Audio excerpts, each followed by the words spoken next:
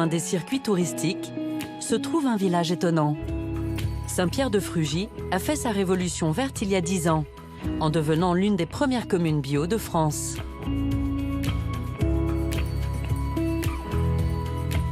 Aujourd'hui, c'est l'Eldorado de nombreux citadins.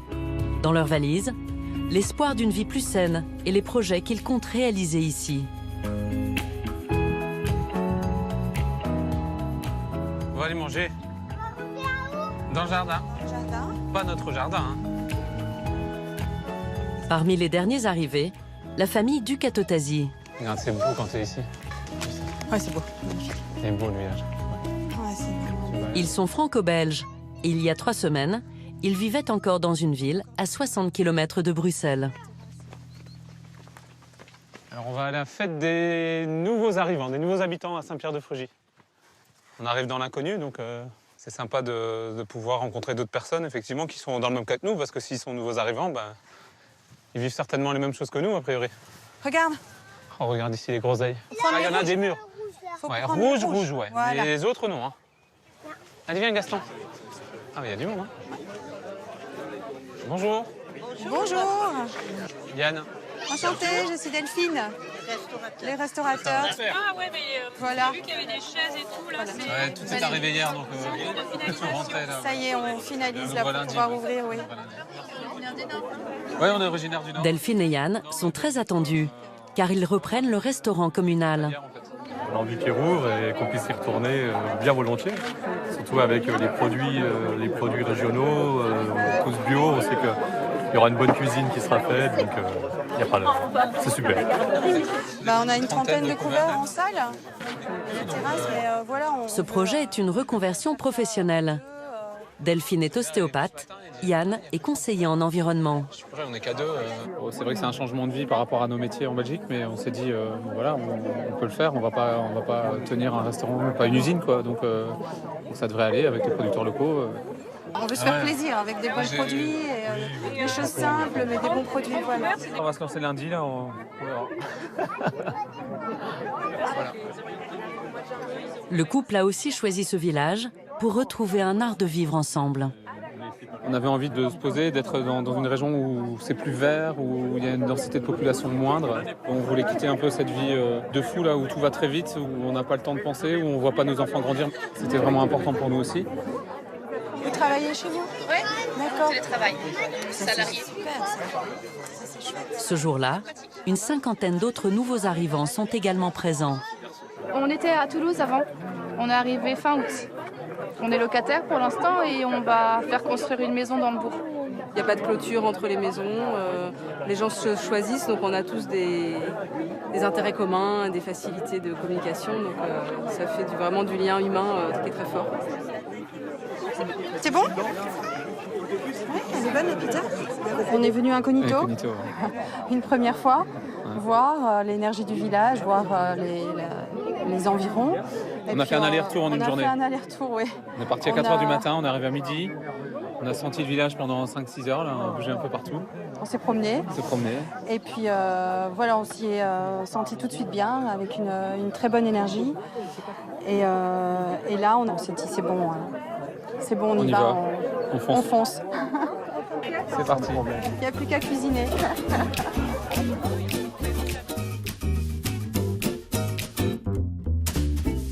2 jours plus tard, le grand moment est enfin arrivé. Yann rejoint le restaurant pour dresser la terrasse avant l'arrivée des premiers clients.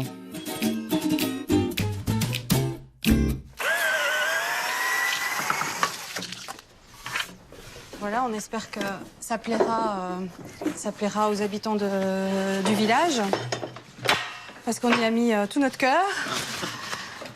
Et puis on a envie que ce soit un vrai endroit de rencontre, d'échange, et donc que ce soit plaisant pour tout le monde. Je la mettrai peut-être là, celle-là. Sur leur carte, tous les plats répondent à leur critère principal. On veut vraiment travailler avec les producteurs locaux. C'est vraiment très important pour nous de valoriser leurs produits. Et donc, voilà, on fera les suggestions en fonction des saisons et de ce qu'ils nous proposent. Pas mal, ça. Ouais, c'est pas mal du tout. Il y a aussi la bière de Frugy. En fait, Philou, notre boulanger, fait aussi de la bière. Et donc elle sera également à la carte. Là, c'est vraiment purement local, hein. C'est vraiment la bière de Saint-Pierre-de-Frugy. Il n'y a plus qu'à attendre les clients. Il n'y a plus qu'à attendre. Bonjour. On est les premiers. Les premiers. Pour ce premier service, 11 personnes ont réservé. Le petit menu du jour, du grand jour. Voilà, et si vous voulez, il y a la carte avec les suggestions. Un peu de stress, hein, quand même. Merci. Un grand merci. Hein. On va tenter. Alors, vous allez tenter quoi? 4 quiches sans lardon, 4 chèvres chauds en plat, avec des frites et de la mayo pour 4 personnes. Le service a démarré. Yann est derrière les fourneaux. C'est des émincés de poulet de chez Viviana. Donc Viviana, c'est une productrice qui est vraiment dans le village d'à côté. Donc on les fait revenir simplement dans du beurre avec un peu d'herbe. Cuisine familiale avec des bons produits. Ça a une belle tête, ça sent bon en tout cas. Je suis pas cuisinier de formation. J'ai toujours adoré faire la cuisine. J'ai une maman qui était un vrai cordon bleu. Et donc ça m'a toujours passionné depuis que j'étais tout petit. Donc voilà, hormis les petits couacs ici, les petits stress, on se dit qu'en rythme de croisière, ça devrait aller beaucoup mieux, quoi. Premier service, première assiette, là. C'est beau. Parti. Ah, tu mets les sauces à part? Ouais. C'est pas grave pour cela. Ouais, t'as raison. Moi, je les mets dessus en plat du jour. Vas-y. Ok. Sauce. Après les derniers ajustements, Voilà. Delphine sert ses premiers clients. Une table d'anglais venue spécialement. Là, s'il vous plaît. Bon appétit. Nos amis habitent de ce côté-ci et nous, on vit par là. On venait déjà souvent au restaurant d'avant, alors on est très heureux. On est très content que le restaurant ouvre. Vraiment très content. À la table voisine, des partenaires du restaurant. Et moi, je suis la maraîchère qui fournit les légumes au restaurant. On a bien reconnu la petite... Le radis et la courgette. Le radis et la courgette. C'est son ouverture, c'était le minimum. Et le bio, c'est de l'économie circulaire aussi. Donc, il faut que ça tourne dans tous les sens. Bon, jette un petit coup d'œil. Hein. Je crois pas que je le ferai encore dans quelques semaines, mais ici, aujourd'hui, c'est le premier jour. Je regarde si ça plaît, si ça parle, si ça se passe bien, tout simplement. La viande vient de Ladignac-le-Long, le village d'à côté, Monsieur Tallet. Je pense que c'est important de leur insuffler une bonne dynamique, ça donne envie aux gens de venir parce que nous on les trouve fort sympathiques et nous sommes très heureux qu'ils soient là. Ben, c'est beaucoup de plaisir, moi j'adore. Le contact, puis le voir qu'ils se régalent aussi, ça me plaît bien. Puis on veut que ce soit gourmand, donc on ne va pas hésiter sur les quantités. Comment tu sais que je suis gourmande? Et jusqu'au dessert, les produits sont choisis avec soin. Voilà, je pense que c'est pour toi. Merci. Les glaces sont bio, enfin le caramel, c'est nous qui le faisons. Donc voilà, crème fraîche maison, crumble maison, enfin voilà. Tout du maison. Le premier service touche à sa fin. Ah ben, on est très contents, on est super heureux et puis bon, ça a l'air de leur avoir plu, donc on est encore plus contents. Il y a des gens qui ont vraiment voulu venir pour l'ouverture et donc ça fait très plaisir. Delphine. Janice. L'accueil des premiers clients est très chaleureux. Merci beaucoup. Pour autant, la reprise du restaurant reste un sacré pari. Tout le monde nous dit si vous faites bien les choses, il n'y a pas de raison que vous vous plantiez, mais ça c'est le seul risque. On gagne beaucoup moins d'argent, c'est pas un souci du tout. Mais qu'on se plante et que ce soit pas du tout rentable, là c'est effectivement un souci. Il n'y a rien à faire, on est quand même dans une réalité. La réalité économique, elle est là, donc voilà.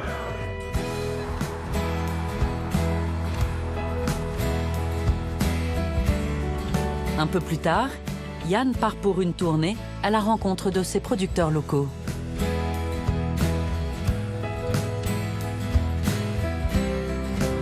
C'est Jean-Pierre qui tourne sa pelouse. En quelques semaines, il a pris ses marques dans sa nouvelle terre d'attache. On est dans un environnement beaucoup plus vert, beaucoup plus naturel.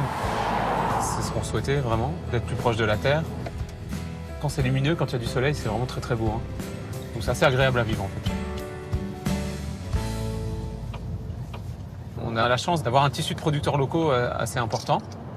Notre zone de chalandise, elle est 10 à 15 km autour de Saint-Pierre-de-Frugy.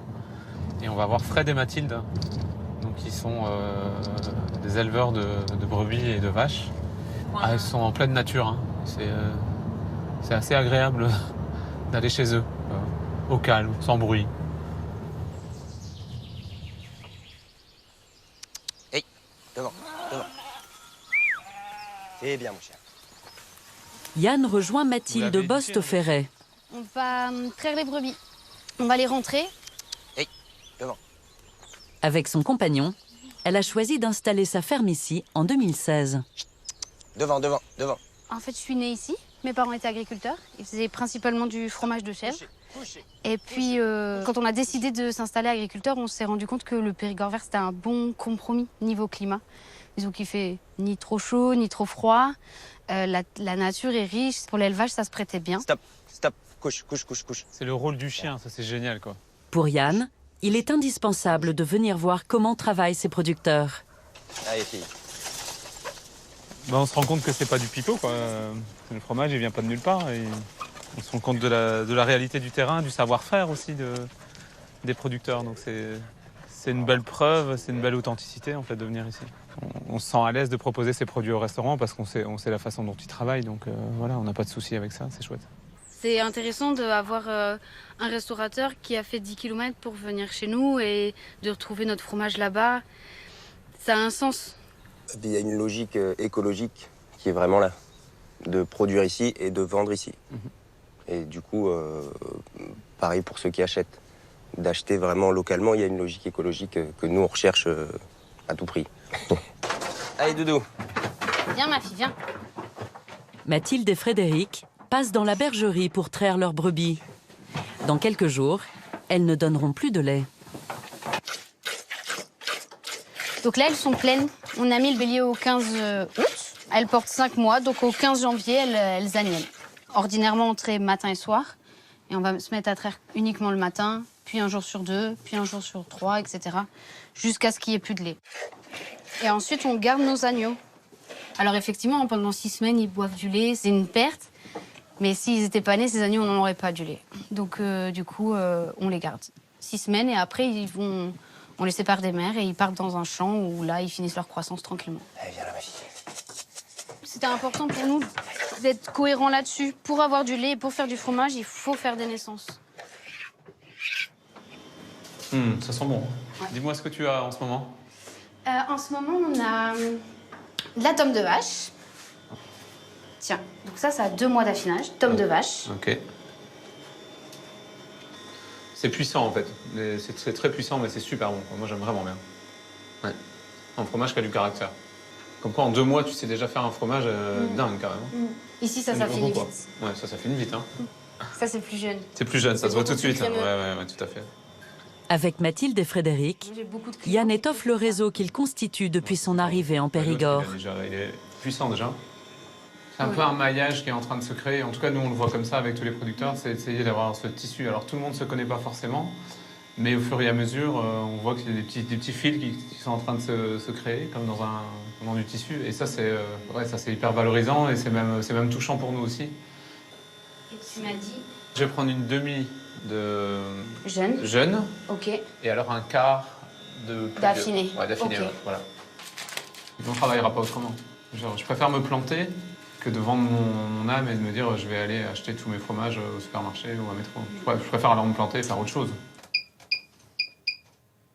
12 €. Je te le note. Ouais, tu me le notes.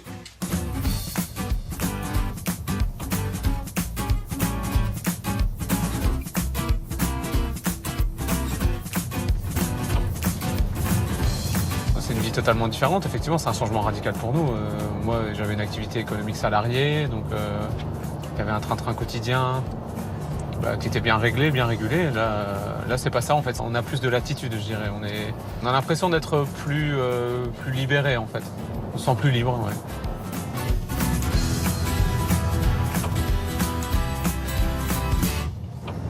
Alors là, on va chez Viviana et Fabrice, qui sont producteurs de volailles, aussi en bio. C'est la première fois que je vais aller dans leur exploitation. Ça va être une nouveauté pour moi, c'est chouette.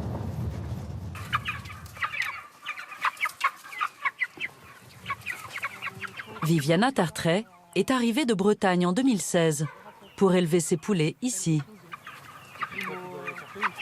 Quand on ouvre le matin, c'est un des meilleurs moments de la journée.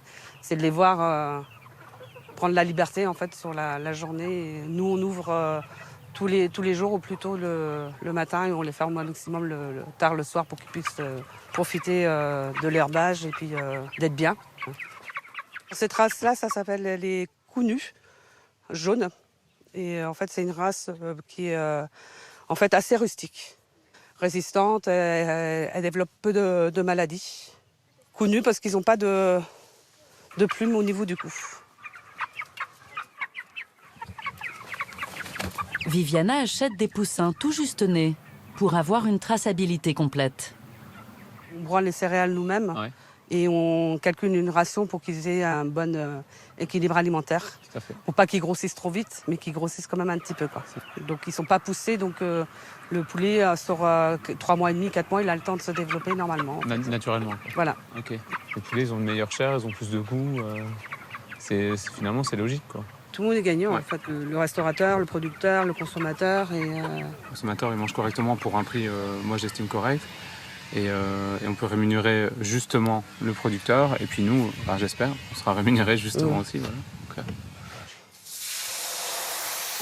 Périgourdine d'adoption, mais bretonne de cœur, Viviana a eu une idée. Adapter une recette traditionnelle de son pays. Là, j'ai fait de la saucisse avec de la viande de poulet et un peu de porc dedans, sel et poivre. Et en Bretagne, on a l'habitude de manger des galets de saucisse. Les gens, ils me disent « Ah, mais c'est du galetou, en fait, quoi. » Ah, c'est marrant. Eux, ils ont l'habitude de manger ça froid, en fait, un accompagnement comme le pain. Il y a eu de la culture de sarrasin ici. Ils n'ont pas le même nom, en fait, quoi. C'est beaucoup les anciens, en fait, ils appellent ça le tortou ou le galetou. Yann est curieux de goûter ce mélange des saveurs pour le proposer dans son restaurant. Donc normalement, on mange comme ça. C'est super complémentaire. On sent d'abord la galette de sarrasin, je trouve, et après il y a la saucisse qui prend le dessus. C'est super bon. C'est subtil. Ouais. L'idée, c'est qu'on aime bien faire des soirées thématiques au restaurant pour les périodes un peu plus creuses. Donc voilà, avec Delphine, on s'est dit que faire sur des pays ou des régions, ça peut être sympa parce qu'il y a souvent des spécialités culinaires. Et donc là, l'idée, c'est de pouvoir faire une soirée spéciale Bretagne avec des galettes et avec vos produits avec du cidre, avec ce que vous faites. Donc ça peut vraiment être intéressant. Ouais. Et c'est pratique parce que quand tu fais des soirées concerts, en fait, les gens ils peuvent manger debout avec un petit bout de sopalin et hop. Ça avec des frites belges, c'est parfait. Ouais. Retour à Saint-Pierre-de-Frugy. Yann et Delphine ont également choisi ce village pour son école Montessori. Elle est installée juste en face du restaurant, dans cette maison avec un grand jardin.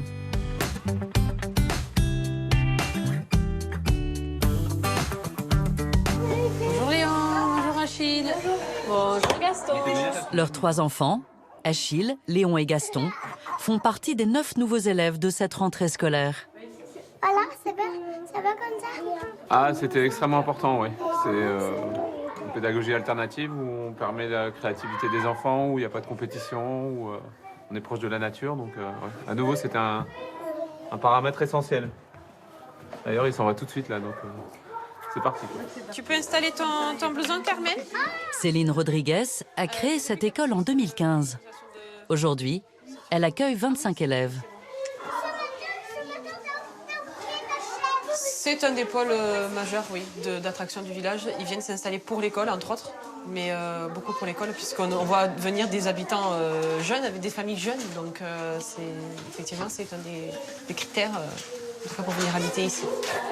Chaque année, on a de nouvelles demandes, toujours plus, donc c'est plutôt une affaire qui marche. Je prends Jade, Maud et Achille après.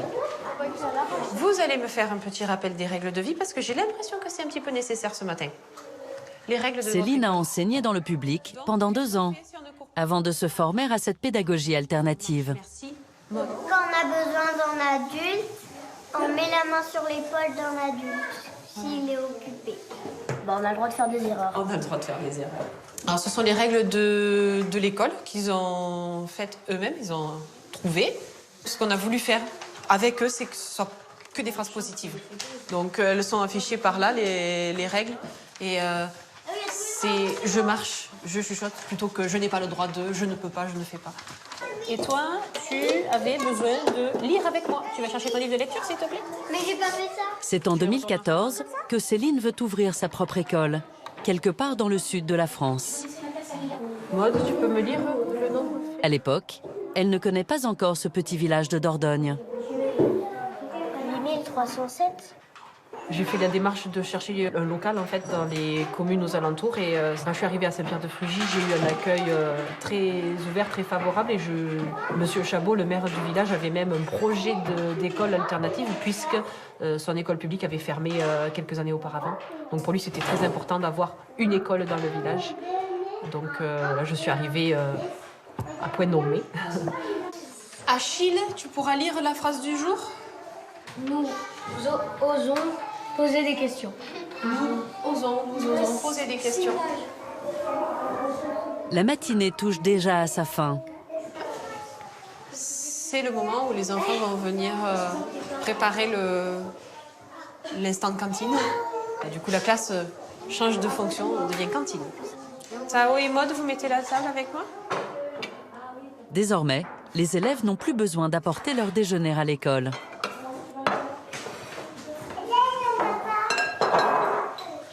Bonjour Delphine. Voilà pour aujourd'hui. Merci, alors qu'est-ce qu'on attend? Ici, c'est l'entrée. Oui. Des concombres et des tomates. En plat, on a le bœuf bourguignon, les pommes de terre arrivent tout de suite. Tout à l'heure, Et en dessert, des pommes. De la sauce vinaigrette.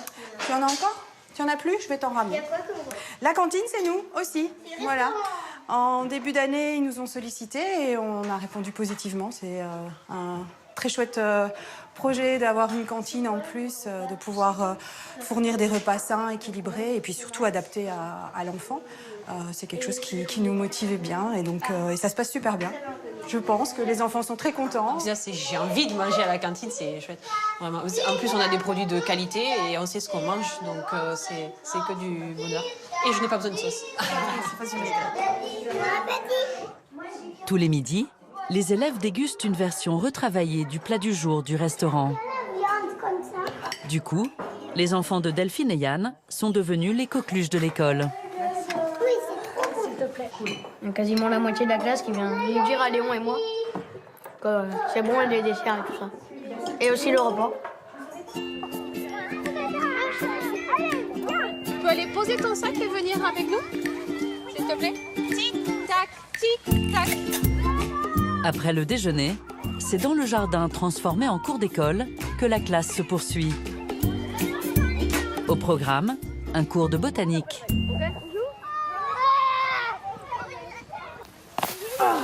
Ouais, super héros. Je vous laisse continuer avec celui-là.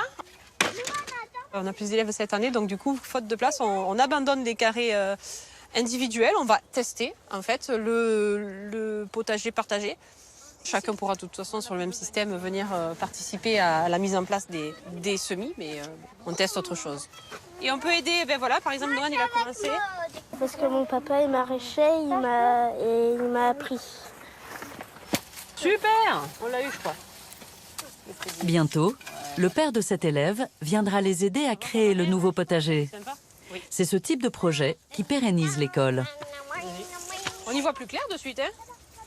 Quand j'ai ouvert l'école en 2015, j'avais franchement peur que ça prenne pas parce que c'était quand même un sacré pari d'ouvrir une école dans un petit village comme ça. C'était un petit peu culotté, mais moi je suis ravie que ça marche. Qui c'est qui va la faire rougir cette tomate? Moi! Les petits nains, vous vont aider à rougir. Ah, c'est bien passé la journée? Qu'est-ce que t'as mangé? Du bœuf bourguignon. Du bœuf bourguignon? T'as mangé ça, toi? Ouais, c'était bon? Ah, la chance. Ah, il y en a qui ont de la chance de manger resto tous les midis. Parmi les familles attirées par l'école, les parents de Noan, qui viennent de s'installer au village. Tu vas jardiner? Ah bah ça, tu sais faire. Nous, on arrive du Morbihan, donc de Bretagne. notre chère Bretagne, qu'on a quitté parce qu'on a une activité maraîchère dans le bio. Donc, bonjour. Bonjour. Donc nous voilà arrivés en Dordogne, à Saint-Pierre-de-Frugy. On ira certainement... Eux aussi veulent participer à la dynamique de ce village, où les initiatives des uns profitent à tous. Leur projet, c'est ici, en bordure de l'étang, qu'ils ont commencé à le réaliser. Tu mets bien au milieu, comme ça je vais étaler de chaque côté. Ils travaillent sur la petite parcelle de terre que leur loue la mairie. Là, on est en train de mettre du compost sur les premières plates-bandes qu'on prépare. Compost qui va continuer à se décomposer pendant l'hiver pour les légumes au printemps prochain. Après, on va rajouter de l'herbe et du foin par-dessus. Et puis comme ça, on aura un bon équilibre carbone-azote pour faire pousser nos légumes. On veut faire du circuit court parce qu'on veut faire du légume naturel. Donc pour faire du légume naturel, s'il doit traverser la moitié de la planète, il n'a plus grand-chose de naturel. On aurait une empreinte carbone très importante. Et pour du maraîchage sur micro-surface comme ça deviendrait complètement ridicule. Donc voilà, le principe d'une micro-ferme maraîchère, c'est surtout de nourrir la population environnante, quoi. Ophélie n'a pas toujours été agricultrice. Elle s'est reconvertie après avoir été assistante de direction pendant 10 ans. Elle imagine déjà son propre espace dans le bas de la parcelle. C'est une zone où on va cultiver en rond, où je vais avoir mes plantes aromatiques et médicinales spécifiquement. Voilà, donc là, on va dire que ce sera ma zone. Bon, je vais travailler sur toutes les zones, hein, mais ici, ce sera mon petit cocon. On nous autorise à prendre l'eau de l'étang, donc qui est bien sûr assez renouvelée par les sources environnantes. Hein. Et ici, il y a vraiment une dynamique qui nous permet effectivement de créer notre projet. Et en plus, on travaille en famille, ouais. Ça occupe le petit, ça nous donne un petit coup de main, et on fait sa formation en même temps. Un petit peu avant le printemps, on aura beaucoup de poireaux, des salades, des épinards, des petits pois, des choses comme ça, quoi. Ça y est, la première plate-bande est terminée. La première d'une longue série.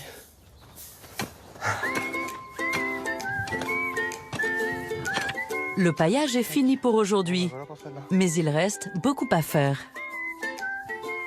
Ce soir, ils emménagent enfin à l'autre bout du village, dans la maison qu'ils finissent de restaurer.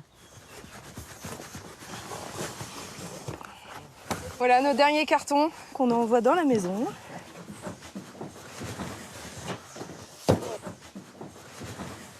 Voilà notre petite maison, toute petite maison, avec la petite cuisine. La cuisine, donc, qui est ici, c'est la pièce de vie principale, hein. On a la future entrée pour aller à l'extension. On a notre cuisinière à bois qui va nous servir à faire à manger l'hiver et à se chauffer. Donc c'est vraiment tout petit, un studio, quoi. Un studio, mais bon, on n'est que 3, donc on n'a pas besoin de beaucoup plus de place, quoi. Ça représente la dernière maison qu'on fera, parce que c'est la 3e, et que du coup, voilà, on avait toujours voulu bouger. Maintenant, on a bougé, on a fait notre petite maison. Donc c'est le départ, quoi. C'est un nouveau départ.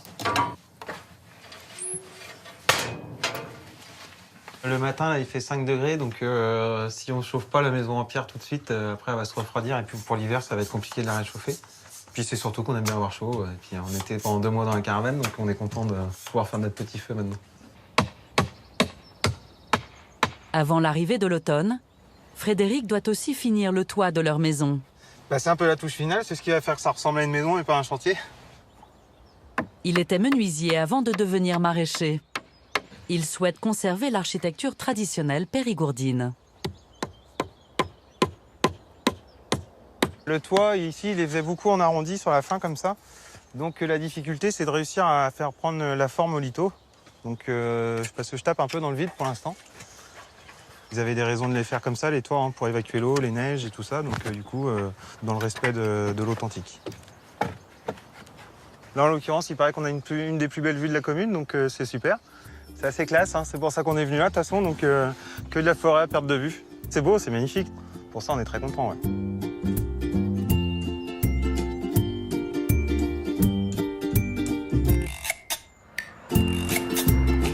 Au même moment, dans la rue d'à côté, Yann arrive à son restaurant. Aujourd'hui, a lieu la toute première soirée thématique. Eh bien, je suis allé chercher des moules au marché de Chalut, qui est un petit village à côté de Saint-Pierre-de-Frugy. Parce que ce soir, c'est la fête nationale belge, et donc on fait une soirée belge, une soirée moules frites, entre autres, en plat principal.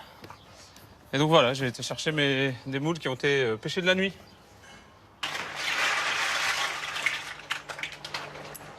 Ils sont très bons. Pour moi, c'est les meilleurs, les moules de Bouchot. Cette nuit, elles étaient encore sur les pieux. Hein. Sur les Bouchots, justement. Bonsoir. Salut Titou, ça va? Oui?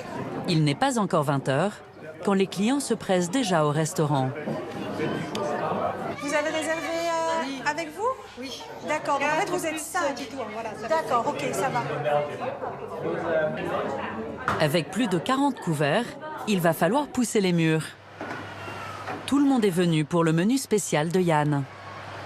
Oui, les pommes de terre d'ici vont très bien pour faire des bonnes frites. Et pour les frites, il a une technique bien à lui. Alors, c'est 2 cuissons. C'est une pré-cuisson dans la graisse de bœuf. Après, il y a plusieurs recettes, mais la mienne, c'est celle-là. Graisse de bœuf à 130 degrés, une première fois. Après, on les laisse refroidir. Et après, c'est simplement les plonger pas très longtemps. Là, plutôt à 170. 170, comme on dit en Belgique. 170. Ça donne des frites en même temps assez moelleuses à l'intérieur et croustillantes à l'extérieur. Là, c'est la petite touche belge à nouveau. C'est du vin de ma production du temps où j'habitais en Belgique. Et donc, il m'en reste quelques-unes et je me suis dit, ah, ça peut être sympa ça, pour la petite touche belge, la fête nationale. Oh là là là là là là. Oh là les moules là. Attention, c'est chaud. C'est très très important, c'est primordial. Ah bah, vous voyez bien ce soir dans l'illustration, quoi. Tout le monde se retrouve, c'est vivant, quoi. C'est vrai que c'est sympa, c'est pas loin pour nous, ça nous permet de sortir. Les enfants ont copiné avec les leurs, je sais pas, voilà, il y a de la vie et ça c'est important. Et puis les patrons sont très sympathiques, voilà, ils sont accueillants, c'est vrai qu'on est bien. Et puis c'est bon. Un mois après sa réouverture, le restaurant est redevenu le lieu de convivialité de Saint-Pierre-de-Frugy.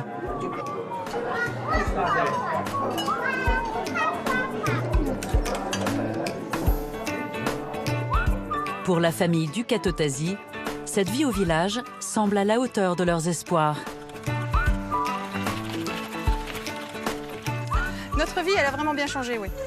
Voilà, avoir plus de temps, être beaucoup plus avec nos enfants, être plus en accord avec nos principes de vie.